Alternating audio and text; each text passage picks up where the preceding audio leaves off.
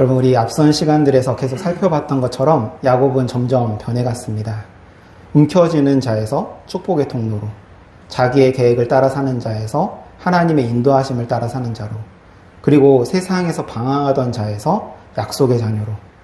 그럼 이처럼 변화해가는 결정적 이유는 이런 사기꾼, 꼼수를 쓰고 얄팍한 수를 쓰고 있는 자기와 함께 하시는 하나님을 경험했기 때문에 그렇습니다.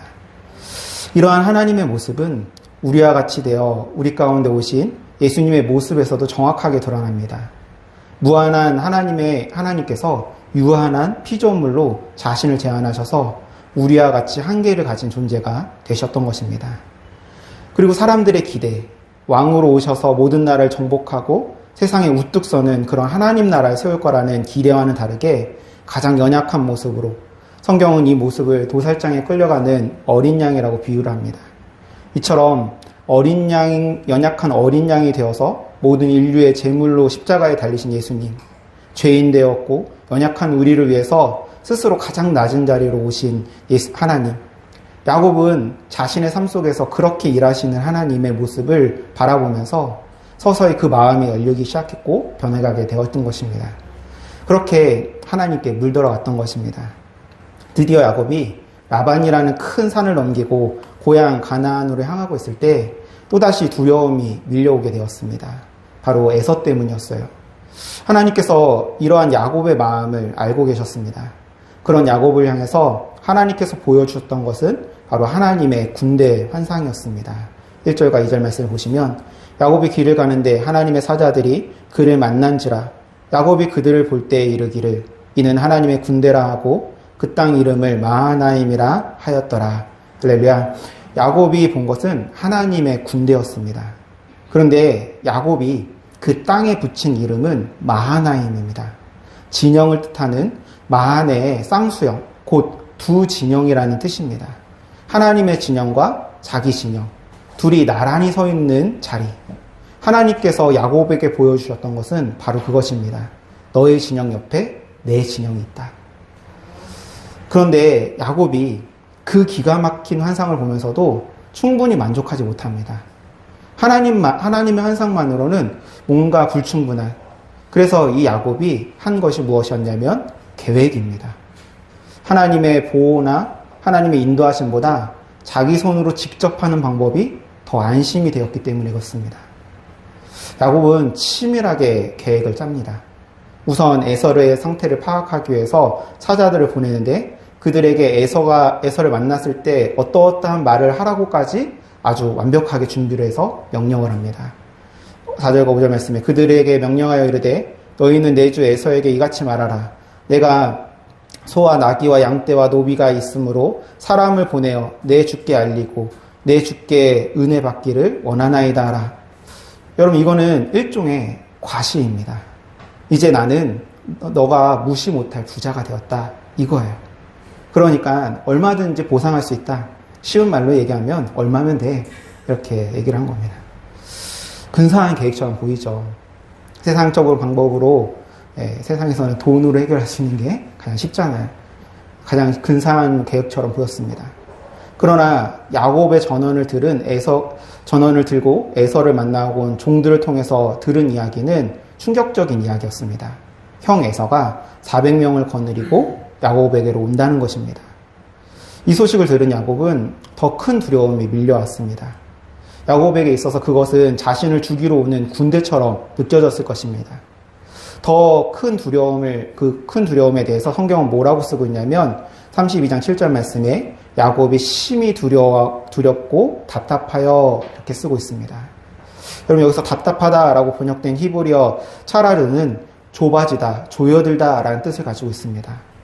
그가 선택할 수 있는 길이 점점점 좁아지는 것이고 그가 자신을 점점 조여오는 문제 앞에서 야곱은 답답함을 느끼고 있었던 것입니다.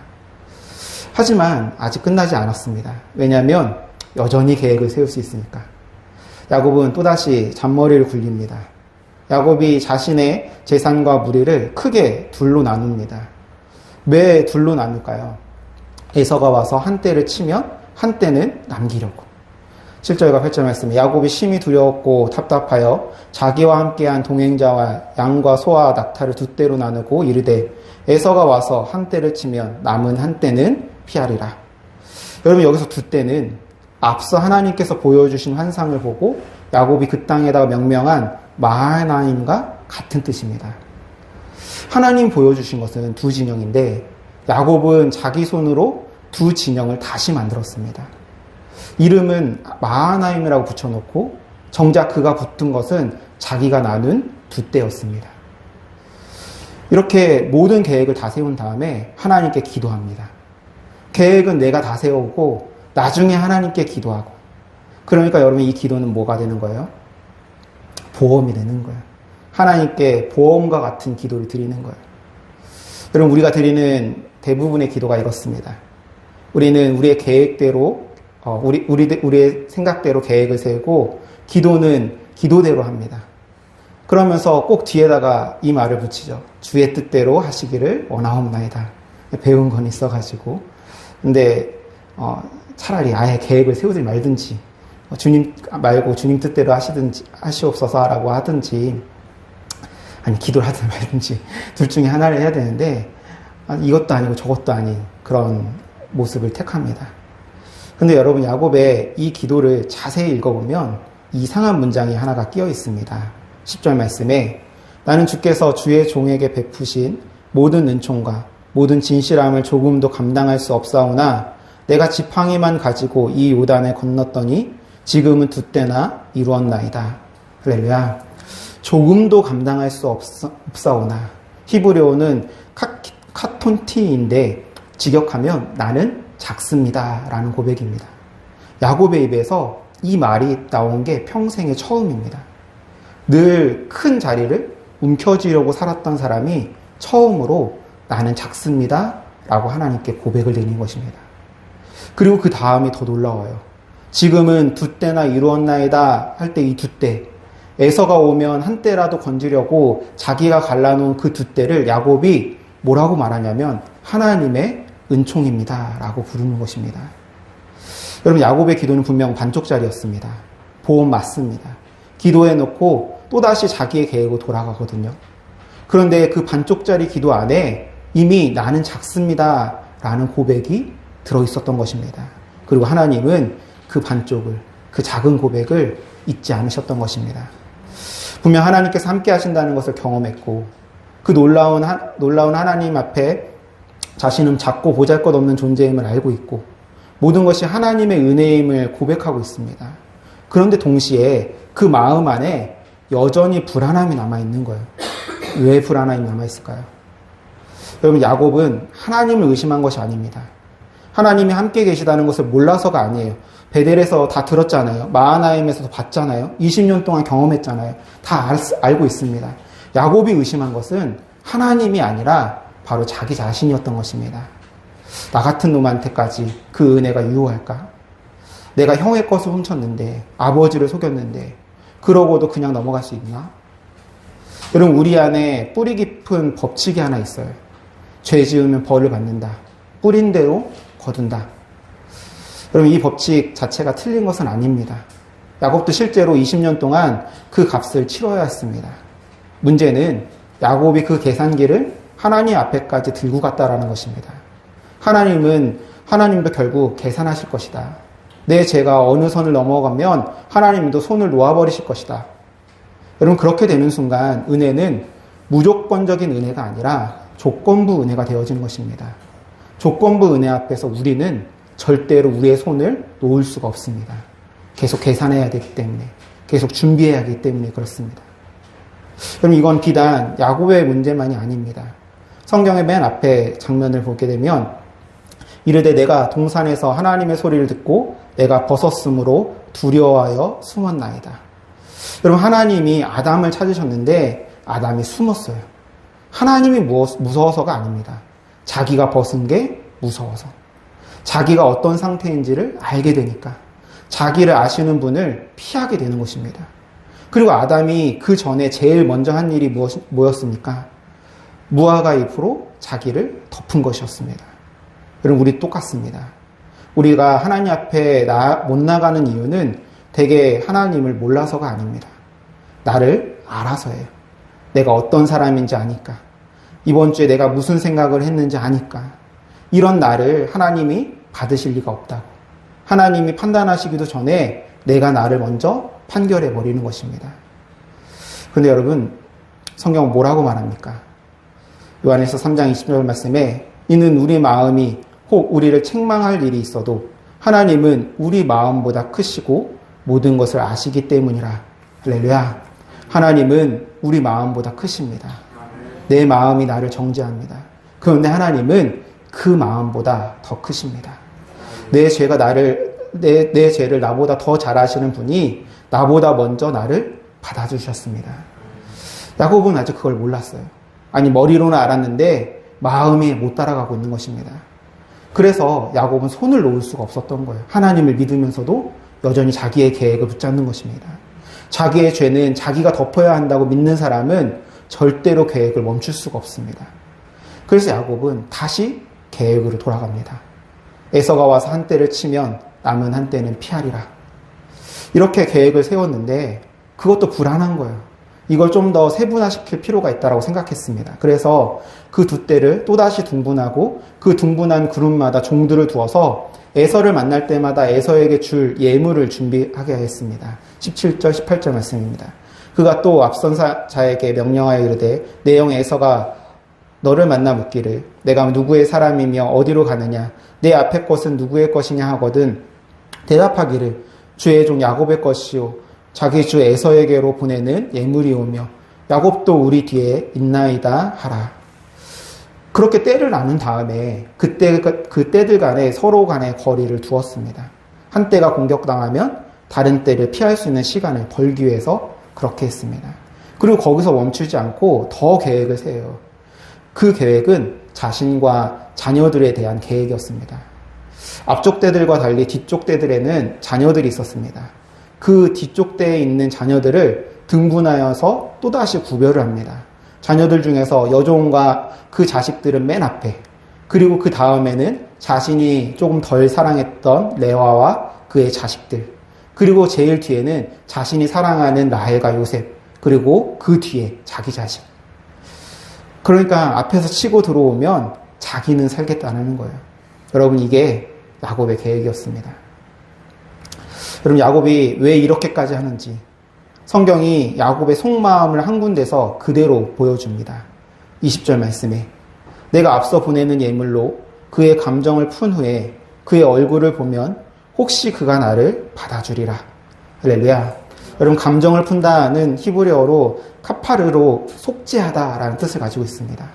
제사장이 피를 가지고 백성들의 죄를 덮을 때 쓰는 단어입니다. 야곱은 지금 예물로 형의 얼굴을 속죄하려고 하는 것입니다. 양떼로, 낙타로, 소로 자기 죄를 자기 손으로 덮으려고 했던 것입니다.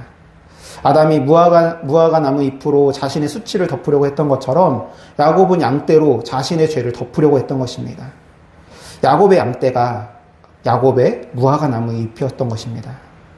이처럼 완벽한 계획을 세웠는데 그것이 야곱이 세울 수 있는 계획의 끝이었습니다. 성경을 보면 더 이상 계획이 없어요. 더 계획을 못 세웁니다. 여기가 마지막 지점입니다. 마지막에 에서를 만났을 때 그 상황에서 빠져나갈 수 있는 방법은 전혀 없는 것입니다. 완벽한 계획의 끝이었지만 그 완벽한 계획의 끝은 막다른 골목이기도 했습니다.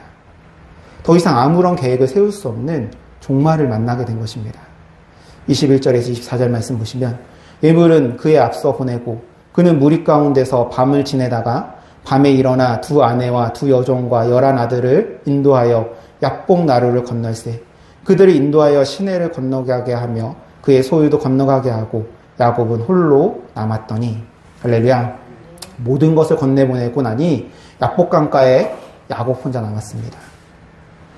어둠 속에서 들리는 것은 흐르는 물소리와 거칠게 숨을 몰아쉬는 야곱의 숨소리 뿐이었을 것입니다. 그럼 저는 이 표현이 너무 아름답다고 생각합니다. 홀로 남았다. 그 말은 곧 아무것도 할 수 없는 순간을 의미했습니다. 그런데 이게 너무 아름다워요. 왜 아름답느냐?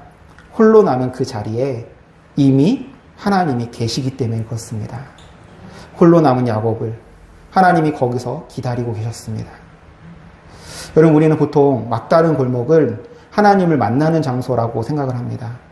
그래서 우리의 절망은 하나님의 희망이다, 이렇게 표현합니다. 우리가 모든 것이 다 끝나는 바로 그 시점에, 내가 절망하고 내 힘으로 할 수 없는 바로 그 지점에 왔을 때 우리는 하나님을 만난다라고 생각합니다. 그래서인지 우리는 스스로 막다른 골목으로 몰아가는 경향이 있어요. 다 무너져봐야 하나님을 만난다고 착각하기 때문에 그렇습니다. 근데 여러분, 여기서 잊지 말아야 될 한 가지가 있는데, 그것은 하나님은 막다른 골목, 끝 지점에서만 기다리고 계신 것이 아니라 모든 순간에 기다리고 계신다는 사실입니다. 그러면 왜 우리는 막다른 지점에서야 하나님을 만나게 되는 것일까? 왜 끝에 가서야 하나님이 보이는 것일까? 여러분, 산을 오를 때 대부분의 사람들의 눈은 정상에 가 있습니다. 그러다 보면 지나가는 길 발밑에 핀 작은 꽃이 안 보입니다. 내려올 때야 되어서야 비로소 그 꽃이 보여요. 근데 여러분, 그 꽃은 올라갈 때도 거기에 있었습니다. 내가 올라갈 때는 자기 계획과 자기 목적이 자기의 시선인 거예요. 그러니까 아직 내가 계획을 세울 수 있고 아직도 출구가 보이고 여전히 내 계획이 유효할 때는, 그때는 하나님이 보이지가 않는 거예요. 근데 보이기 시작했다는 말은 더 이상 아무것도 할 수 없는 마지막 지점에 서게 되었다는 뜻입니다. 홀로 남았다가 벌어지게 된 것입니다. 야곱도 그때가 돼서야 비로소 하나님이 보인 것입니다. 사랑하는 여러분, 잊지 마시기 바랍니다. 하나님은 언제나 우리 가운데 계십니다.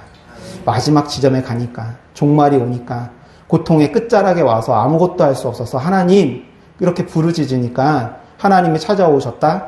정확하게 틀린 해석입니다. 우리가 마지막 지점에 이르니까 하나님이 우리를 긍휼히 여기셔서 찾아오셨다? 정확하게 틀린 설명입니다. 하나님은 찾아오시는 게 아닙니다. 하나님은 언제나 거기에 계시는 것입니다. 하나님 언제나 거기에 계셔서 우리와 함께 하십니다. 주님께서 말씀하셨습니다. 내가 세상 끝날까지 너희와 항상 함께 있겠다. 성령을 통해서 항상 우리와 함께. 그런데 우리가 항상 하나님과 함께하는 것을 경험하지 못합니다. 왜냐하면 야곱처럼 나의 계획, 나의 생각, 나의 뜻, 내 것으로 살아가고 있으니까. 홀로 남았다가 이루어지고 있지 않기 때문인 것입니다. 여러분, 성숙한 신앙이란 바로 이 홀로 남았다가 가능해지는 것입니다. 내가 막다른 골목에 가서야 하나님을 보는 것이 아니라 지금 내 길을 걸어가면서도 홀로 하나님을 보는 것입니다. 여기서 말하는 홀로 있다라는 것은 사람들을 떠나서 고립되어져 있는 것이 아니라 사람들 사이에서도 하나님 앞에 단독자로 설 수 있는 사람이 되는 것입니다. 즉 모든 순간에 하나님을 만나는 것. 여러분, 이것이 바로 신앙의 성숙인 것입니다. 여러분, 여기서 짚고 넘어가야 될 중요한 것이 있습니다. 야곱이 홀로 남았다를 히브리 성경은 수동태로 쓰였습니다. 즉 야곱이 스스로 홀로 남은 것이 아니라 홀로 남겨진 것입니다. 야곱이 결심해서 혼자가 된 게 아니라고요. 이제 나도 좀 조용히 하나님 앞에 서봐야겠다, 이런 게 아닙니다. 계획이 다 떨어졌고 사람들은 다 건너갔고 밤이 되었고 그러다 보니 남겨진 것입니다. 그러니까 홀로 남는 것도 여러분, 우리가 해내는 일이 아닙니다. 하나님이 우리를 그 자리로 데려가신 것입니다. 여러분, 그럼 그 자리에서 무슨 일이 벌어지냐? 성경에 하나님 앞에 홀로 선 사람들의 처음 내뱉었던 말이 무엇인지 보십시오. 화로다 나여 망하게 하는 도다. 나는 입술이 부정한 사람이요 만군의 여호와이신 왕을 배었음이로다. 이사야가 성전에서 하나님을 뵀습니다. 그 순간 그 입에서 터져나온 첫 마디가 화로다 나여 망하게 되었도다 했습니다. 베드로도 똑같습니다. 예수님이 어떤 분인지 보게 되는 그 순간 주여 나를 떠나소서 나는 죄인이로소이다. 여러분, 이사야가 자기의 죄를 먼저 깨달아서 하나님을 본 것이 아닙니다. 하나님을 보니까 자기가 보인 겁니다. 베드로가 회개해서 예수님을 만난 것이 아닙니다. 예수님을 보니까 자기가 보인 것입니다. 근데 우리는 순서를 자꾸 거꾸로 봅니다. 내가 좀 정리하고 좀 깨끗해지고 그 다음에 하나님 앞에 나아가야지. 그런데 성경은 단 한 번도 그렇게 말하지 않습니다. 빛이 들어와야 먼지가 보이듯 어두운 방에서는 먼지가 잘 보이지 않습니다. 로마서 2장 4절 말씀에 회개는 내가 짜내는 것이 아니라 하나님 보이기 시작할 때 터져 나오는 겁니다. 하나님의 인자하심이 너를 인도하여 회개하게 하심을 알지 못하며. 우리로 회개하시는 분이 하나님이시라는 거예요. 그의 인자하심이 우리를 거기로 인도하셨다는 거예요. 그러므로 회개는 하나님을 불러오는 어떠한 수단이 아니라 이미 우리 가운데 오신 하나님 앞에서 자연스럽게 일어나는 일인 것입니다. 그러면 여러분 그 회개가 무엇입니까? 아담이 무화과 잎으로 자기를 덮었습니다. 야곱은 양떼로 덮으려고 했습니다. 카파르, 자기 죄는 자기가 덮겠다는 거예요. 그런데 하나님이 아담을 찾으실 때 뭐라고 하셨습니까? 여호와 하나님이 아담을 부르시며 그에게 이르시되 내가 어디에 있느냐? 내 죄가 무엇이냐가 아닙니다. 너가 어디에 있느냐?